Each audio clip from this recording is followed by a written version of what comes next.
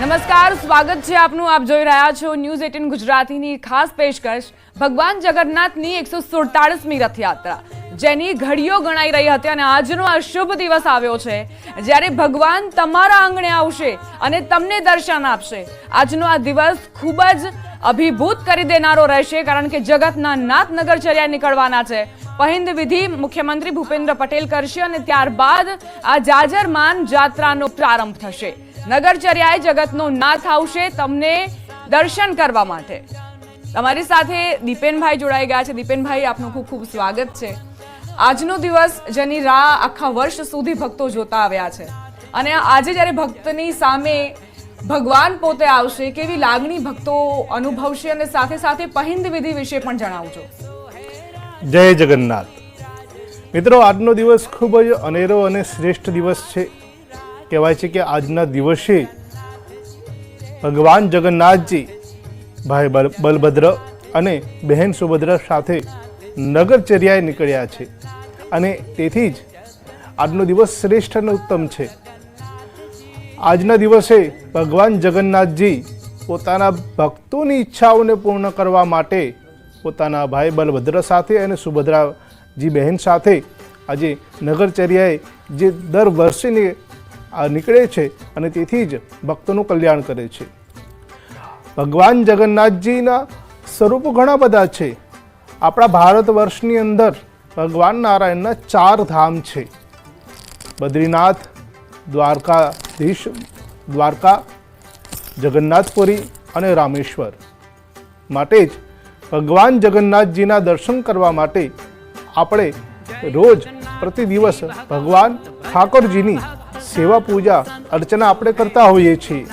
મંગલાચરણ, મંગલા પૂજા, શૃંગાર અને રાજભોગ ઇત્યાદિ વિવિધ પ્રકારના પૂજન આપણે કરતા હોઈએ છીએ.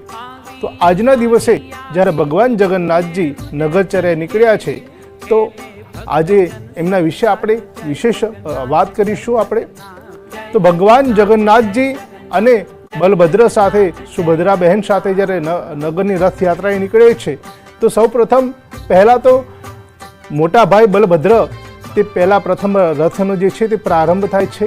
બીજા નંબરે બહેન સુભદ્રાજીનો જે રથ જે છે તે પ્રારંભ થાય છે અને અંતમાં પોતે સ્વયં જગતના નાથ ત્રણેય લોકોના સ્વામી એટલે કે ભગવાન શ્રી કૃષ્ણ ભગવાન જગન્નાથજી તે રથમાં આરૂઢ થાય છે. રથની વિશે જો વાત કરીએ આપણે તો અહીંયા બલભદ્રજીનો જે પ્રથમ જે રથ છે તેને તાલ ધ્વજ પણ કહેવામાં આવે છે.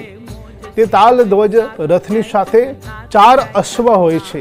એને 4 અશ્વનું પણ એક આગવું મહત્વ છે.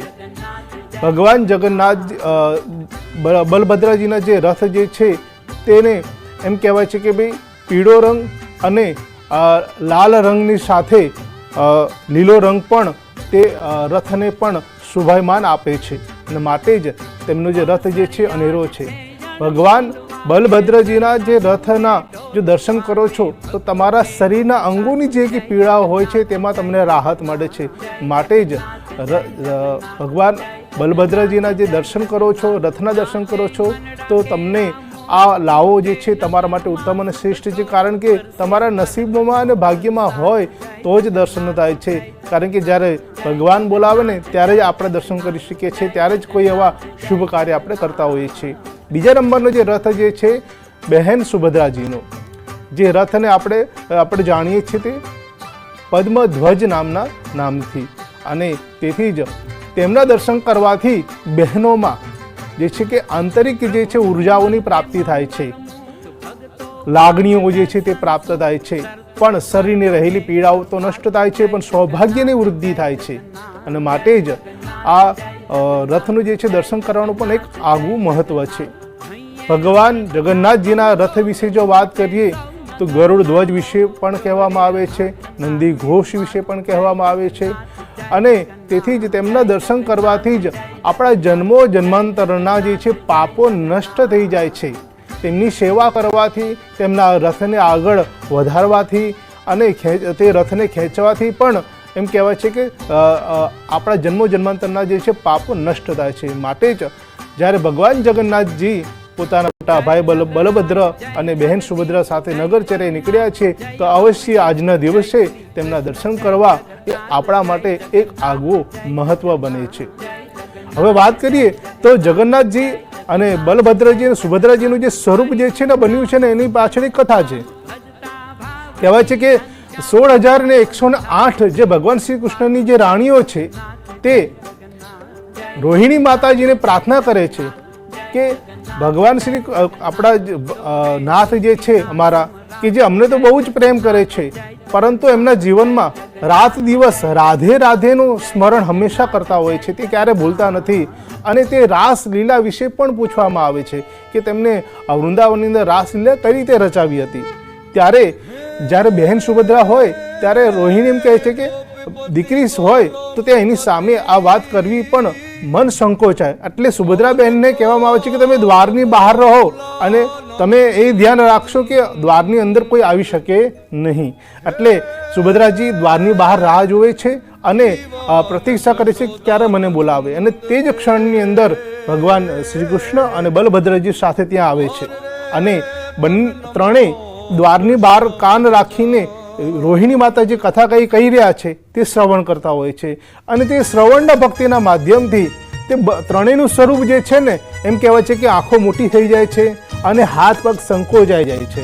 અને તે જ ક્ષણમાં નારદજી પણ આવે છે અને નારદજી આ દ્રશ્ય જોઈને એમ કહે છે કે તમે આ રીતે જ હંમેશા એક સાથે રહેજો. અને માટે જ ભગવાન શ્રી કૃષ્ણ તેમને આશીર્વાદ આપે છે કે કળિયુગની અંદર અમે આ સ્વરૂપ ધારણ કરીશું અને લોકોને અમે દર્શન પણ આપીશું. તો કળિયુગની અંદર જ્યારે ભગવાન શ્રી કૃષ્ણ બલભદ્ર સાથે અને બહેન સુભદ્રા સાથે જ્યારે આ દર્શન આપે છે તો તે આપણા માટે એક આગવું છે. અને અમદાવાદની અંદર 147મો આ રથ ભગવાન જગન્નાથજીના રથયાત્રા જે નીકળી રહી છે, અને આ તો 147 છે, પરંતુ જગન્નાથપુરીમાં તો ઘણા વર્ષોથી એમ કહેવાય છે કે 480 વર્ષથી એમ ભગવાન જગન્નાથજીની રથયાત્રા નીકળે છે. અને તેથી જ આ વિશેષ મહત્વ છે. હવે આ મહત્વ વિશે તો આપણે જાણ્યું છે, પરંતુ પહિંદ વિધિનું એક આગવું મહત્વ છે. જ્યારે ભગવાન જગન્નાથજીની મંગળા આરતી થઈ જાય છે, રાજભોગ ધરવામાં આવે છે અને ખીચડી અર્પણ કરવામાં આવે છે, અને ત્યારબાદ પહિંદ વિધિ થાય છે. તો પહિંદ વિધિનું એ મહત્વ છે કે જે દેશના કે જે રાજ્યના રાજા હોય છે તે ભગવાન જગન્નાથજીની સામે તે પોતાને સેવક તરીકે માને છે, અને સોનાની જે સલાખા હોય છે તેની બનાવેલી જે સુવર્ણની સાવરણી હોય છે તે દ્વારા જ્યાં ભગવાન જગન્નાથજીની રથની યાત્રા જે પ્રારંભ થવાનો હોય છે તે જગ્યા શુદ્ધિકરણ માટે, સ્વચ્છતા માટે, ભગવાનની તકલીફ ન પડે. ભગવાનને એમ કહેવાય છે કે જ્યાં સ્વચ્છતા છે ત્યાં પ્રભુતા છે. તો તેને ધ્યાન રાખીને જે રાજા હોય છે તે સેવક બનીને ભગવાનની સેવા કરે છે, અને તેથી જ તે પહિંદ વિધિનું મહત્વ કહેવામાં આવે છે.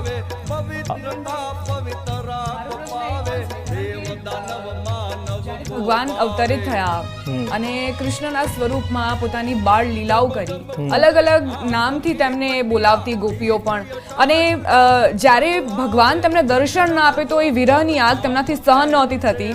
ભક્તો કદાચ વર્ષ દરમિયાન એ જ અનુભવતા હશે અને આજનો દિવસ તેમની માટે મહત્વનો હશે.